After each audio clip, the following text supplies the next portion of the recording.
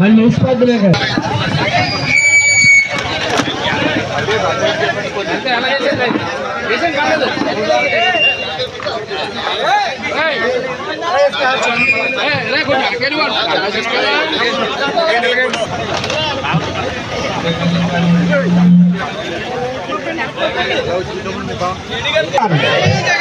ఈనాటి కార్యక్రమం అందరికీ తెలుసు. ఈ రాష్ట్రంలో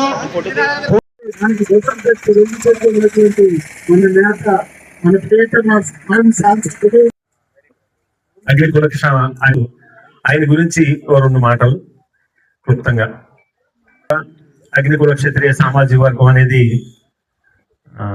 చరిత్ర మనం చూసుకున్నట్లయితే పల్లవరాజుల దగ్గర నుంచి 1500 సంవత్సరాల క్రితం ఈ దేశాన్ని పరిపాలించిన పల్లవ రాజుల నుంచి కాలక్రమేణా వాళ్ళ బతుకు తెరువు కోసం పల్లీలని కొంతమంది రకరకాలుగా అంటే ఆ ప్రదేశాన్ని బట్టి అక్కడ రకరకాలుగా పిలుచుకునే పరిస్థితులు ఉండేవి.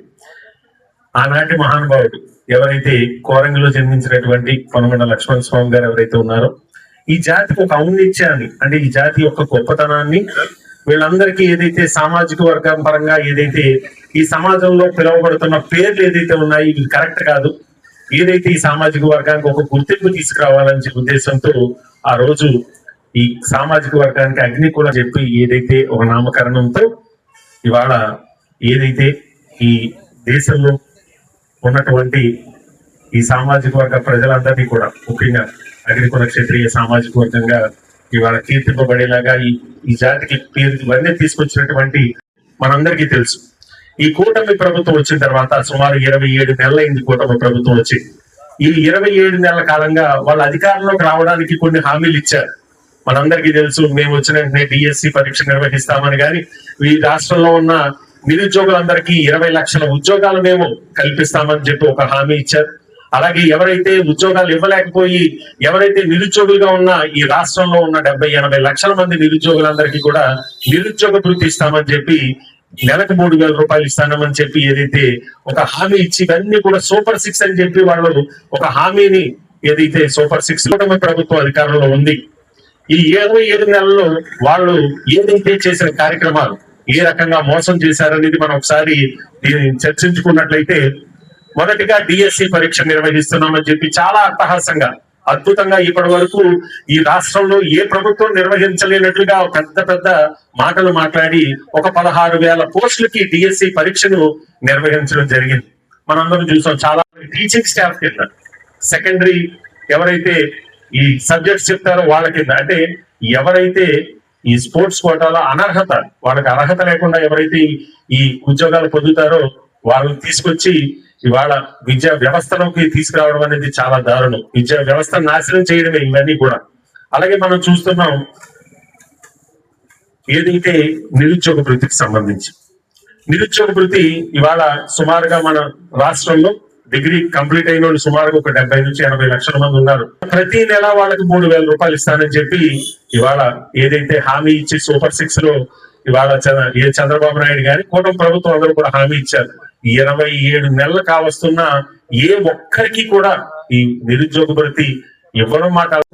లక్ష్మణ స్వామి గారు మరి దిగుబడి క్షేత్ర జాతిలో ఎలాగైతే చెప్పారో అలాగే మా సిట్టుపల్లి సామాజిక వర్గానికి సంబంధించి అప్పుడు మమ్మల్ని కూడా ఈడిగా పిలిచేవారు. అంతా కూడా చాలా అవమానంగా మరి ఫీల్ అయ్యే యువత అంతా కూడా దాని మీద ఆ రోజుల్లో దొమ్మిడి వెంకటరెడ్డి గారు ఆయన మా జాతి పితగా ఆయన మాకు కూడా ఒక గుర్తింపు తీసుకురావాలనే ఉద్దేశంతో సిట్టుపల్లి అనేసి నామకరణం చేసి ఆయన కూడా మా గౌరవాన్ని కాపాడిన వ్యక్తిగా ఆయన కూడా ఉన్నారు. యావత్ జాతి, అన్ని కులాలు, అన్ని మతాలు, బడుగు బలహీన వర్గాలు తలెత్తుకుని తిరిగేలాగా, ముఖ్యంగా బడుగు బలహీన వర్గాలు అందరూ కూడా సగౌరవంగా 10,000 రోడ్డు మీద తిరుగుతూ ఉన్నారంటే దానికి పూర్తి స్థాయిలో పోరాటం చేసింది డాక్టర్ బిఆర్ అంబేద్కర్ గారు. ఎందుకంటే ఆ మహనీయుడు రాసిన రాజ్యాంగంలో పొందుపరిచిన అంశాల వల్లే ఈ వేళ బీసీలు, బడుగు బలహీన వర్గాలు, ఎస్సీ సోదరులు గారు అందరూ కూడా వేల రోడ్డు మీద తిరుగుతూ ఉన్నాం. మరి అలాంటి మహనీయులు ఎప్పుడు కూడా మనం ఎప్పుడు కూడా తెలుసుకుంటూ ఉండాలి. అలాగే పొన్నమండ లక్ష్మణస్వామి గారు కానీ, దొమ్మిటి వెంకటరెడ్డి గారు కానీ, అలాగే మరి అంబేద్కర్ గారు కానీ, వీళ్ళందరూ కూడా గొప్ప నాయకులు. ఎన్నో తరాలకు కానీ మరి అలాంటి వాళ్ళు రారు. అలాంటి వాళ్ళు మనస్ఫూర్తిగా తీసుకుంటూ మరొకసారి లక్ష్మణ స్వామి గారికి జన్మదిన శుభాకాంక్షలు తెలుపుతూ ఇంత చక్కగా ఏర్పాటు చేసిన చాలా రేపున ఈ రిలే నిరాహార దీక్ష మరి 2వ రోజు చేరుకుంది. రేపు కాకినాడ మంగళవారం కలిసి మంగళవారంలో ఏర్పాటు చేయడం జరిగింది. మీరందరూ కూడా ఈ రోజు ఎలాగొచ్చారు, రేపు కూడా అక్కడికి అందరూ కూడా వచ్చి ఈ కార్యక్రమాన్ని జయప్రదం చేయాలి.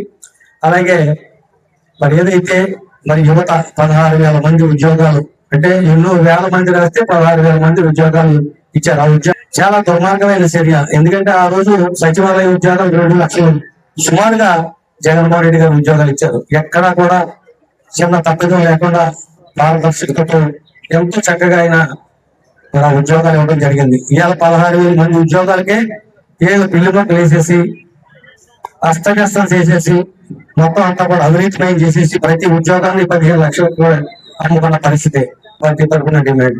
ఎందుకంటే బీసీలకి, పొడుగు బలహీన వర్గాలకి ఇప్పుడు ఎంతో అత్యంత ప్రతిష్టాత్మకంగా ఉన్న ఈ డిఎస్సి మరి ఉద్యోగులంతా కూడా రాసిన వాళ్ళందరూ కూడా చాలా బాధపడుతూ ఉన్నారు. వాళ్ళకి ఇవాళ వైఎస్ఆర్ పార్టీ అధ్యక్షుడే కనీసం స్పోర్ట్స్ కోటాలో స్పోర్ట్స్ లో చేసేసాడంట. వాడికి సర్టిఫికేట్ ఇచ్చేసి వాళ్ళకి ఉద్యోగాలు ఇచ్చేసారు. మరి అలాగే మరి ప్యాకాట్ మరి ఉద్యోగాలు ఇచ్చేసారు. అలాగా మరి ఎలా ఉమ్మడి ప్రభుత్వం మరి చరమణ దుర్మార్గం. పవన్ కళ్యాణ్ గారు ఎంతో ఎక్కడ కూడా ఈ జరుగుతున్న అవినీతి మీద కానీ, జరుగుతున్న ఈ గందరగోళాల మీద కానీ ఎక్కడ మాట్లాడుతున్న దాఖలాలు లేవు. ఇది చాలా ప్రమాదకరం. ఎందుకంటే మరి ఏ రకంగానే కూడా ఈ ప్రభుత్వం ఈ 6 హామీలు అమలు చేస్తా ఉన్నారు. ఈ 6 హామీలు ఒక్క హామీ కూడా ఇంతవరకు అమలు చేయలేదు.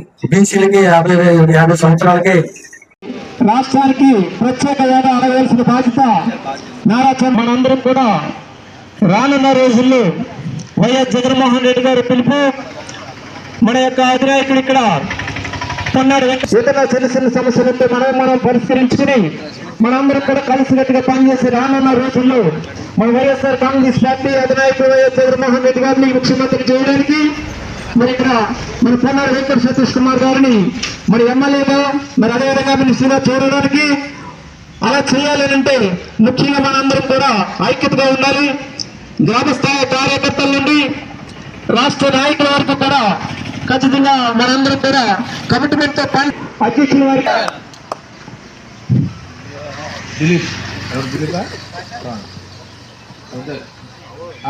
మాజీ శాసనసభ, మాజీ ముఖ్యమంత్రి ఇక్కడ ఉన్న ప్రతి ఒక్కరికి నా ప్రత్యేక ధన్యవాదాలు. ఈ రాష్ట్రంలో ప్రతి వ్యవస్థని